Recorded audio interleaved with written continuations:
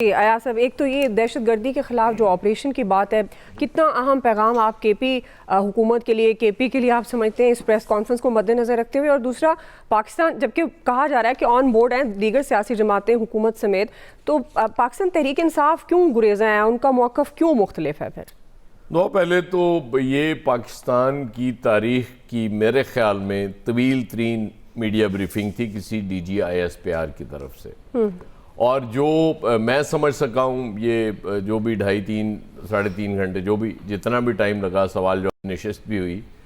कि PTI और KP government काबिल कबूल नहीं है। मतलब मुझे ये समझ आई, क्योंकि वो उनके मुताबिक वो चूँकि उनके सहूलतकार बने हुए हैं दहशतगर्दों के, उसके फितना उल ख़वारिज और जो भी वो फितना उल हिंदुस्तान जो है उसके, तो इसलिए वो काबिल कबूल नहीं है। फिर साथ ही उन्होंने ये कहा कि हमने अपना वो बयान कर दिया, मतलब इन अ वे उन्होंने गवर्नमेंट के सामने अपना मुकदमा रख दिया ना, कि ये मुकदमा हमारा, बाकी सारी जमातें चाह रही हैं दहशतगर्दी के खिलाफ कार्रवाई, और ये नहीं चाह रहे जो PTI की वहाँ गवर्नमेंट है। और ओवरऑल जब असद कैसर की बात होगी तो ज़ाहिर है वो उस गवर्नमेंट का हिस्सा नहीं है, वो यहाँ बैठे हुए हैं इस तरफ, तो उस हिसाब से तो फिर बिल्कुल काबिल कबूल नहीं है। अब ये ज़ाहिर है, चूँकि उन्होंने ये भी कहा कि ये मौजूदा हुकूमत भी माजी की हुकूमतों की तरह ही मुकम्मल बाइख्तियार है, तो अब फैसला चूँकि गवर्नमेंट ने करना है, तो मेरे ख्याल में गवर्नमेंट को जो भी फैसला करना है बड़ा सोच समझ के करना है। उसकी वजह ये है कि वो वहाँ की जो गवर्नमेंट है, नो डाउट 80% वाक़यात बहुत ज़्यादा हैं दहशतगर्दी के, अगर किसी एक सूबे में हों, लेकिन रोला ये भी है ना कि वो जो गवर्नमेंट वहाँ बैठी हुई है वो मेजॉरिटी के वोट से आई हुई है, वहाँ के अक्सरियत उनको मुंतखब करने में शरीक है। लिहाजा फेडरल गवर्नमेंट से मेरी यही गुजारिश होगी कि आप इंतहाई कदम उठाने से पहले रीच आउट करने की कोशिश करें। आप बिल्कुल दीवार के साथ ना लगा दें एक पार्टी को और कहें कि जी बस चूँकि ये आप लोग इन अच्छे बच्चों की तरह बिहेव नहीं कर रहे हो, इसलिए हमने आपके खिलाफ एक्शन करना है और ये हम करने जा रहे हैं। क्योंकि उसकी वजह ये कि इस वक्त जो हालात मुल्क के ऑलरेडी हैं और उसके बाद ख़ित्ते में जो तब्दीलियाँ हो रही हैं, उसके लिए बड़ा इम्पॉर्टेंट है कि हमें अब फूंक फूंक के कदम रखना है। हमें बिल्कुल वो ओवरनाइट एक डिसीजन लेके उस पर अमल दरामद नहीं करना। ये मेरी ज़ाती राय है, इख्तलाफ बेशुमार लोगों को इससे हो सकता है। सवाल ये है कि पहले दिन से जब से सुहेल अफरीदी CM मुंतखब हुए वहाँ KP गवर्नमेंट के, उनको तस्लीम नहीं किया गया। मैं पहले दिन से ये गुजारिश कर रहा हूँ कि उनको रीच आउट किया जाए, उनको बिठाया जाए साथ, उनसे कहा जाए कि भाई ये मतलब बाकी इन कैमरा ब्रीफिंग जो दी जाती है ना, अरकान पार्लियामेंट को भी बेशुमार दफ़ा दी गई और भी लोगों को दी जाती हैं, तो वाई नॉट KP CM उनको भी बिठाएं, उनको बताएं कि भाई ये मसाइल हैं आपकी वजह से पैदा हो रहे हैं, फिर आपका बयानिया उनकी तक़वियत का बायस बन रहा है, इसलिए ये नहीं होना चाहिए। मेरे ख्याल में हर मसले का हल सिर्फ ताकत नहीं होता, ये सीधी बात है। अभी इसहाक डार साहब जब चाइना में थे तो ये तय हुआ है कि वहाँ मुज़ाकरात भी किए जाएंगे उनसे, वो जो तालिबान रिजीम है वहाँ पे, अफ़गान तालिबान रिजीम से, तो वहाँ मुज़ाकरात की ज़ाहिर है सारी चीज़ें साथ साथ चल रही होती हैं। बिल्कुल, जो लोग उस सूरत में बात करके वो पीछे हटने के लिए तैयार हैं, ज़ाहिर है उनको तो कोशिश कर लेनी चाहिए, लेकिन स्टिल ये फैसला रियासत ने करना है। हम सिर्फ बात कर सकते हैं, कोई तजवीज़ दे सकते हैं, मशवरा दे सकते हैं, बाकी फ़ैसले तो ज़ाहिर है रियासत ने करने होते हैं, और रियासत जो बेहतर समझती है उसने फैसला करना और करना चाहिए। लेकिन ये मेरी चंद गुजारिशात थी, अगर इस पे कोई गौर कर ले तो उसकी मेहरबानी, वरना उसकी मर्जी। ठीक है जी, क्विकली नाज़रीन ब्रेक ले ले, ब्रेक से वापस आएंगे, यहीं से कंटिन्यू करेंगे।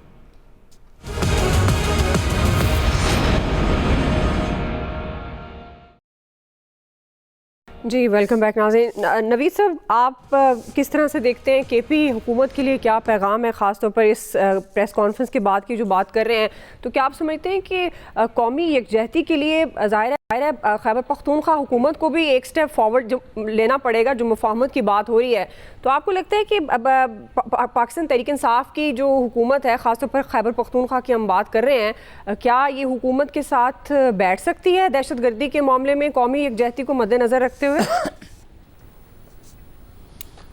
देखिए तो मेरे ख्याल में बैठना पड़ेगा। इसमें क्या बैठ सकती है ये सवाल नहीं होना चाहिए, उनको बैठना पड़ेगा। अच्छा, जहाँ तक ये बात की गई ना कि केपी सबसे ज़्यादा दहशतगर्दी से मुतासर होने वाला सूबा है, दूसरे नंबर पे ऑब्वियसली बलूचिस्तान है, तो केपी जो है सबसे तवील सरहद जो अफ़गानिस्तान के साथ पाकिस्तान की है वो केपी ही में आती है, और दूसरे नंबर पे जो है वो बलूचिस्तान जो है वो सरहद अफ़गानिस्तान के साथ शेयर करता है। पंजाब में दहशतगर्दी के वाक़यात नहीं हो रहे, सिंध में नहीं हो रहे, क्योंकि वो उनकी सरहद अफ़गानिस्तान से नहीं मिलती। और आज DGISPR साहब ने फिर दोबारा से ये बात दोहराई कि असल मंबा जो है वो दहशतगर्दी का वो अफ़गानिस्तान है। अफ़गानिस्तान में ही गठजोड़ है TTP का, उसी में बलोच जो दहशतगर्द तंजीमें BLA BLF वगैरह हैं वो भी वहीं पे हैं, और इनका गठजोड़ हो चुका है। यानी TTP जमातुल अहरार और BLA का जो है इनकी ऑन रिकॉर्ड हैं, जो है वो मीटिंग इनकी हुई है, इन्होंने जो है वो लॉजिस्टिकल सपोर्ट और एक दूसरे को जो है वो हर तरह से सपोर्ट करने की, यानी इवन बिशाम में जो चाइनीज़ के ऊपर अटैक हुआ था वो BLA और जमातुल अहरार का गठजोड़ था। तो जो अफगानिस्तान की गवर्नमेंट है, तालिबान रिजीम जो है वो इन डिनाइल है, वो ये कहती है कि नहीं जी मसला आपकी तरफ है। तो एक चीज़ तो ये है कि मसला नो डाउट अब अफगानिस्तान की तरफ इस वजह से भी है कि अभी रिसेंटली जो UN की जो सैंक्शन मॉनिटरिंग कमेटी की रिपोर्ट आई थी, उसने दोबारा इस बात को दोहराया है कि अफगानिस्तान में मुख्तलिफ जो दहशतगर्द तंजीमें हैं, उनमें TTP है, जमातुल अहरार है, BLF है, BLA है, आपकी ETIM चाइना की है, या उज़्बेकिस्तान इस्लामिक मूवमेंट है, ये सारी वहाँ पे अलकायदा और ये ट्रेनिंग कैंप शेयर करते हैं। और जैसे कहा गया कि एक उन्होंने दोबारा से एक वॉर इकोनॉमी बनाई हुई है, और फिर जो असला है वो बाकायदा उसके ऊपर भी जो सिगार की रिसेंटली जो US का जो inspector general for reconstruction of Afghanistan है, उसकी लेटेस्ट रिपोर्ट जो आई है उसमें बताया गया कि तकरीबन $150 अरब जो है वो अफगानिस्तान की रिकंस्ट्रक्शन पे खर्च किए गए, उसमें से 60% उनकी सिक्योरिटी के लिए, यानी वो जो असला दिया गया वो असला आज दहशतगर्दों के हाथों में है, आज वो TTP के हाथों में है। जिस तरह के उनके अटैक्स बहुत ज़्यादा सोफिस्टिकेटेड हो रहे हैं, तो ये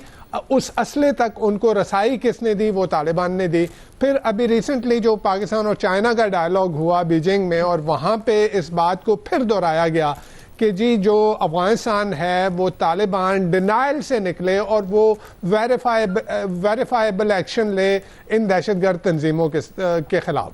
तो अब मसला ये है कि हमारे पास जो दहशतगर्दी हो रही है, नो डाउट उसके असरात जिस तरह से केपी का साउथ जो है, खसूसन ये DI खान और बनू और लकी मरवत और करगिल डिस्ट्रिक्ट जो हैं, ये बहुत ज़्यादा यहाँ पे तो यहाँ तक कहा जा रहा है कि जी शाम के बाद जो है वो गवर्नमेंट की तो अमलदारी ख़त्म हो जाती है, वहाँ पर दहशतगर्दों के हाथों में जो है वो टोटल वो इलाका उनके हाथों में आ जाता है। तो इशू